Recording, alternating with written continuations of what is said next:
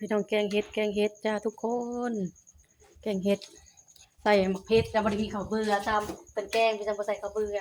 เอาแกงน้ำใสแกงน้ำใส่ปลาใส่ยานางอ้าวสิเป็นยังแกงน้ำยานางพี่น้องแต่บ่มีข้าวเบื่อเด้อจ้าเด้อกำลังแกงจ้าพี่น้องจะสิใส่ผักนางตรู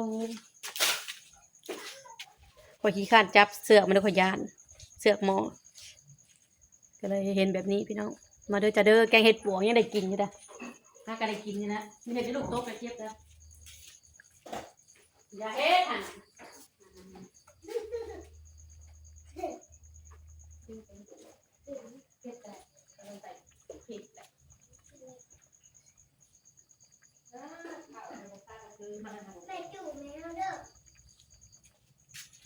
พ่อเควินจะมาลงกระดอกกระเดียลงไปจะกระดอกกระเดียไปไหน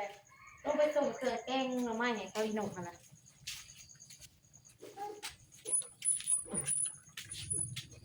อ้าวสายปิ่นหม้อก้นหม้อไปพุ่นปิ่นก็คือเก่า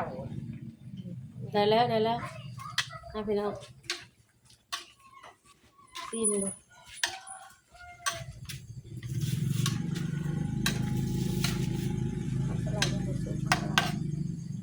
ที่เราหามาเฮ็ดรวมมิตรจะเฮ็ดปวกเฮ็ดขาดจะเฮ็ดหูหนูเราเป็นทำแบบฮัลโหลเอาเล่นพอเควินบ่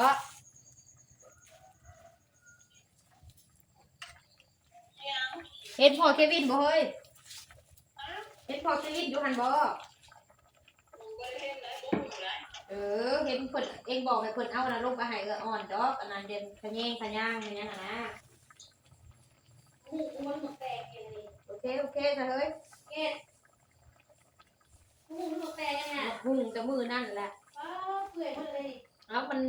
ชูใส่มันแข็งแล้วมันเศร้านั่นแล้วบัด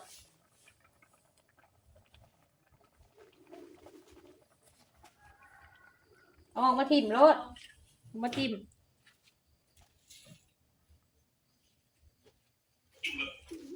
ฮัลโหลไอ้เพิ่นมาแน่เพิ่นเมื่อเอาเข่าอยู่เฮือนไปเท่ามาแน่ว่าไอ้เพิ่นมาแน่เมื่อเอาติดเข่าอยู่เฮือนอีเมให้เฮาแน่บอกเพิ่นแน่กินเก้าก็เลยโตห่าไก่คือเก้าเอ็งแกงเฮ็ดได้เอ็งจะลงทุนเข่าตัวร้ายซะบ่เป็นขอดประตูเนี่ยเกศฮะถอดหมดไปนี่ถอดมันเปื่อยมันน้ำก้อนมันลายหมดลงไปกินกูแล้วสับอันนี้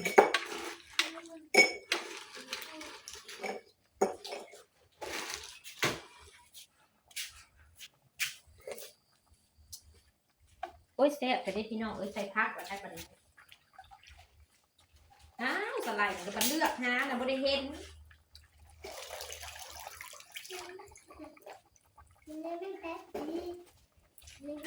ใส่ผักโอ้ผัก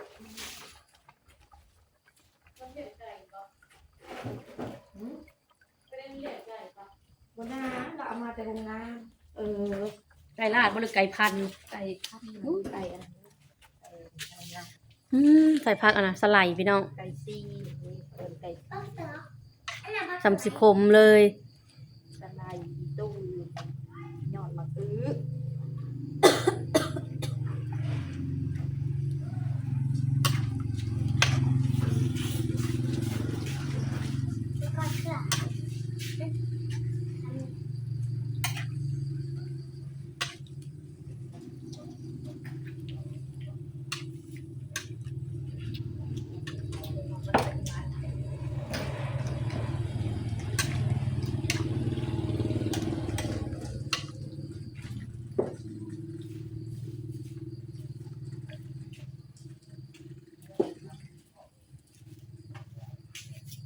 แกงเห็ดปวกยามเย็นพี่น้องมาเด้อชิมดูหนึ่ง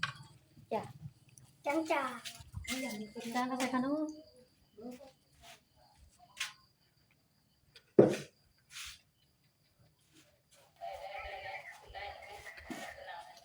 เกี่ยวกันเดียว นัวแล้วพี่กบแล้วกบคนแล้วบัดนี้กบแล้วได้นัวเป็นนัวเกมมื้อนั้นฮะบ่ได้ลงเลยเฮ้ยเด็ดเต็งก็ได้อันนี้เขาเอามาให้แกงนี่เด็กแกงเฮ็ดปนซามาปิคือเฮ็ดปวกแน่เฮ็ดถ่านแน่เฮ็ดกระตุ้นแน่เอาซะน้ำไปก่อนเอาค่อยกะแกงแต่พูดแล้วพ่อกับเคเว่นเอาเครื่องลงไปให้แกงจนแล้วเอาโยเฮ็ดอีนกมันว่าบ่มีอีหยังว่ะเฮาก็ลืมบ่เนาะแล้วบัดนี้นางนกก็ยังไปจ่ายเงินค่านี่มันโป้งไว้แล้วพัดอ้าวลืมเก็บเงินจากเพิ่นว้าเฮ็ดแล้วเรียบร้อยแล้วย่างเอาบ่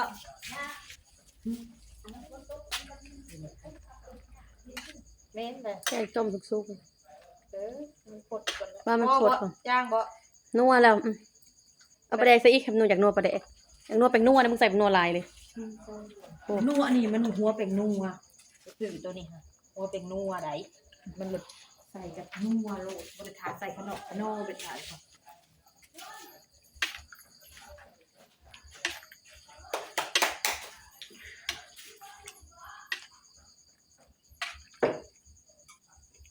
ยังไงอ่อนมาเก็บเงินค่ะ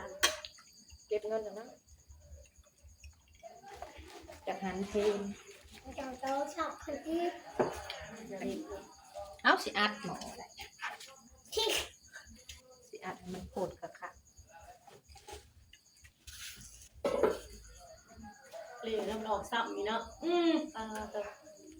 มือนะเห็นดูว่ามึงซื้อแต่ซื้อมึงก็มาว่าบ่ซื้อบ่ ก็ แม่มันคือเงิน เพื่อนนะที่เห็นนะ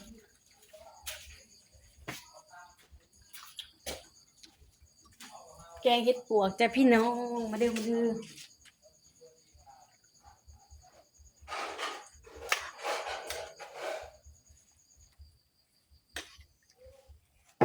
เอาเข้าไปเมียนตู้ไม่รู้ใครละกันก้อน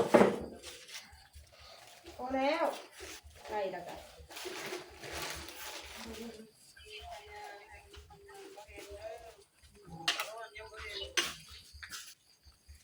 มาเด้อจ้าสับๆพี่น้องมากินนำกันเด้อกำลังสุกแล้ว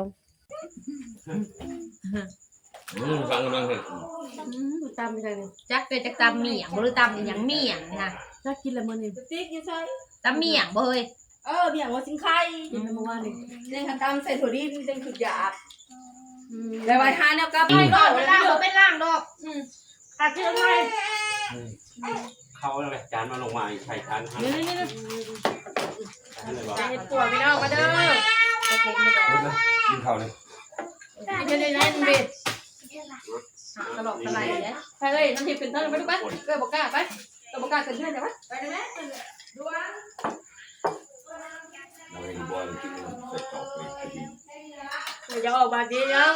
ต้องจะมือกินเอามาเดียวที่ผลสีลงแดงก็ตู้ ไม่ได้ออก จะ เลย ตู้ยาอุ่น พื้น เลย ลิ้นเนี่ยเขามาเช้าเช้ามา บอก ไม่ ใน ได้ รายการก็แล้ว อยากให้มันก่อนวะมันโตหน้าก่อน ฮะเอาเฮ้ยไม่ถึง มันเดี๋ยว ถึงเต็งหา นี่นี่ฮะชั่วไก่ดิจานแม่เงินพุ่น เอาเฮ้ย ไปให้เงิน อะไรโน่นแกงบอกตัวไก่ไปแล้ว ตาตรงกันเลย คมลำได้ไหมครับพี่ข้างๆไป เช่นนั้นกะคือโต ใส่น้ำเนี่ย นะเป็นใส่อัสไล แต่แกงเห็ดปวกนัว ไปทิมแล้วมันขี้ดินเปื้อน ถ่ายกินใหม่ลูกถ่ายกินใหม่ เป็นไป กิ ยาก นไม่รักไป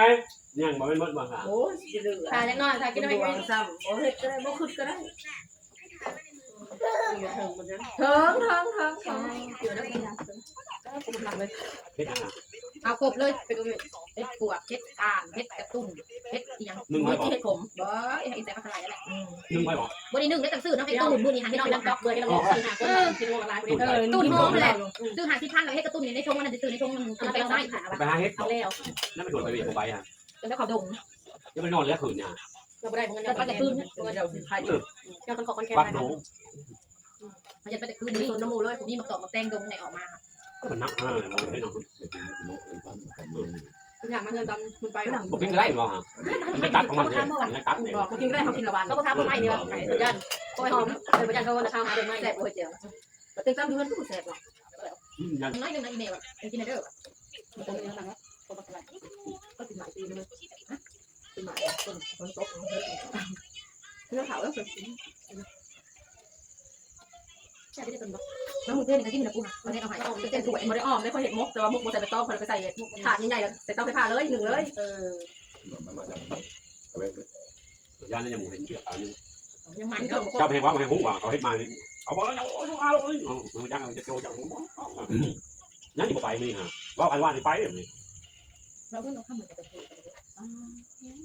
เพลงได้ป่ะ นี่ต้องไปให้จะบอก กูขายใหม่ขายยังงั้นก็เลื่อน ขายไปให้ได้เอาได้ ให้4 แสนหมดดูจะให้ไปหาแสนให้4 แสนให้4 แสนแล้วประเด็นประเด็นไทยเงินเจมาสินไทยดิมา100,000เดี๋ยวขึ้นแล้ว100,000เดี๋ยวเราเอามาส่ง มานี่ฮะ เขาคนมาคนนี้ บอก มาต้มหาเขาเอ๊ะเด็กสั่งเขาอ่ะแล้วเขาคนบุมีบีเคยบุมาเพื่อนดีบอกว่าอ้าวเพื่อนดีใช่แล้วป่ะ ไปเลยเขานะคือยังว่าเขาเป็นสูตรเที่ยงเลยแต่ใจจะเร็วเดี๋ยวไปเร็วเขาไม่ได้ดูเนี่ยถูกไปก็ไปพังเลยไปพังเขาเพลง เอาเป็นเบี้ยแล้วของเขาต้อง กินทานเขาไม่มีใครกินทานแต่พวก ต้องหายง เป็นดอยเป็นดอยเด้อบอกเป็นเราเป็นทาน เขาเอายังบาเด้อตัวนี้ เจ้าของบอกว่าอยู่ไทยคือมันดีแล้ว เดี๋ยวจะมาทำอะไรไปเนาะไป เดี๋ยวละอย่างนั้นเนาะจังเลยเดี๋ยว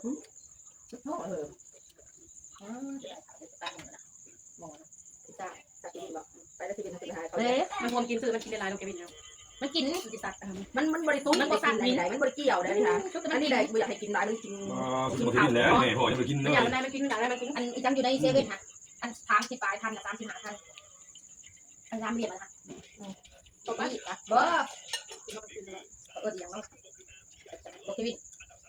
เขาจะลูก อีกแล้วพี่น้องเด้อได้หลายจะรีบแบบโอ๊ยเนี่ย เป็นยังไงนี่เกี่ยวแล้ว เดี๋ยวโตให้เองจะเอาไปให้หมดนะหมดเลยหมดเป็นพันไข่ต้ม15 หน่วยมื้อเป็นได้ต้มกระดูกในตู้ไม่ว่าจะเอาเต้าหู้กันไม่ว่าจะเอากิน เอาลงสวรรค์หมดเลยเป็นบอกให้ดูเด็กก้อยเด็กเขาลงสวรรค์หมดเกิดออกมานะมดค่าอะไรเขาเอาลงสวรรค์ ก็เขาว่าเลยเขาแข็งสุดหนาว ไอ้บอกเขาคันเขาปล่อยได้เขาแล้วเขาได้เงิน บอกว่าเงิน บอกเขาจะเอาพวกมีกำหนดไปก่อนไหนแต่พวกเขาใหม่เขาได้แล้วก็ เป็นประเด็นว่ามันจะอยู่โดน ระดับเดือนเดี๋ยวจะคนจนยังเลย รับเรือนจะติดเลย ต้องคิดนะโอเคค่ะ เรือนหนึ่งติดง่ายให้กินเรือนหนึ่งเราจะไม่ติดการอีกเลย หมดแล้วนะเป็นผิดเบิดเฮ้ยเขาบอกสอบบอกซ้อนโวยเฟิร์มที่เต้มันฮะเป็นผิดเบิดบักเล่เอาบักกาก็เป็นผิด ไปถึงอ๋อบอกไปเยอะนะไปถึงบอก อ๋อทางกหู อันนี้ไม่มีโบแมนอันนี้ไม่มีใบคำพ้องหลายคนนี่เขาเขียนใบคำพ้องเขาเสนอแต่คนหน้านี่คนหน้าเขาแก้ไขมันหลายคนมันพร้อมกันมันนี่เราจะแก้ไขคนคนแก้ไขแบบนี้ เจ็ดมันจะเท่าซี่ แต่ละ10 คนไปคนไหนต้องมีใบคำพ้องให้มาข้างนอกจะกินไปโบโบนี่ต้องอาทิตย์นั่นนะต้องเขียนใบคำพ้องเล่นนะต้องอาทิตย์ ตอนนั้นกฎระเบียบ จะได้นะเขาโตนะเอาไปให้เขา ตอนนั้นโควิดงงก็มาลงตายเนี่ย จะมีใบคำพ้องนะคำพ้องนั้นเขาแก้ไขหมด นี่มาอะไรต่อที่ตัวหมดเรื่องนี้ ดีพอใจเขาเลี้ยงหัวใจก็กินเหมือนเลยอะไรนะจองกินตำกุ้งต้มทองชุด1เจ้าของช่องละมาอาหารจานคน30กิน2 3 จอกมาเล็กน้อยคนโตบริกรรมไปเลยเขากินตลอดกินหลายมื้อเรียนอะไร พวกนี้เป็นเหรอมาทำ จะได้ไหมเนี่ยไอ้สั่งมาจากโอกาสไปคนละลายกินที่ เอ้ยเอาคือมากินน้อยเหมือนกัน จริง